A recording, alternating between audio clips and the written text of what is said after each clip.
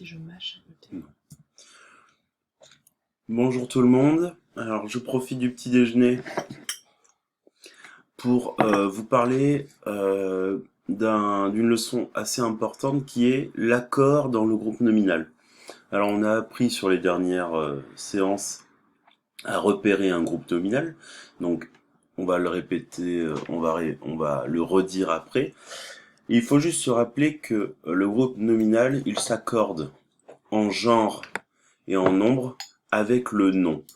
Le nom qui sera le nom, le mot le plus important de ce groupe nominal. Alors, si je passe à la page suivante, donc, on se souvient, ma phrase favorite, le gentil maître mange les enfants. On repère le verbe, première étape. Ensuite, on en déduit son sujet, deuxième étape. Et le reste, dans une phrase simple, est censé être le complément du verbe, ce qui va compléter le verbe pour le sens de la phrase. Donc, on retire le gentil maître, qui est le groupe nominal. On l'agrandit, on le zoome ici.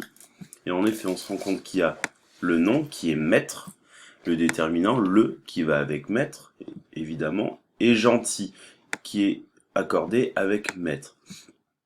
Maître, qui est un nom masculin singulier. Donc, on va avoir le, qui est masculin singulier, et gentil, qui sera masculin singulier. Juste pour rappel, si je dis la gentille maîtresse mange les enfants, ça va être totalement différent, en effet. Puisque maîtresse n'est pas masculin singulier.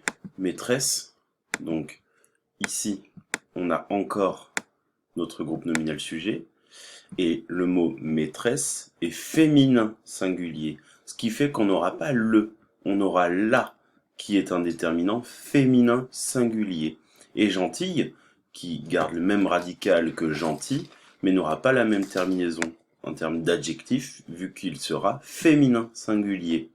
La gentille maîtresse. Donc le groupe nominal, il peut servir à quatre choses. Il peut être sujet, comme on l'a vu dans notre exemple, il peut être complément du verbe, complément de la phrase, et même attribut du sujet. Nous, ce qui va nous intéresser, c'est que ce terme-là, sujet. Le reste, vous le verrez en CM1 et en CM2. Donc si l'on transforme ma phrase et que nous la mettons en pluriel, ça donne les gentils maîtres mangent les enfants. Vous avez bien vu, je respecte la chaîne d'accords. Le mot maître, il est masculin pluriel. Le déterminant, il sera masculin pluriel.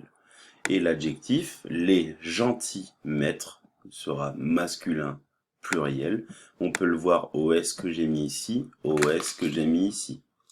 Et si on enrichit le groupe nominal, c'est-à-dire qu'on le rend plus riche, c'est-à-dire qu'on rajoute une précision sur ce groupe nominal, les gentils et grands maîtres mangent les enfants.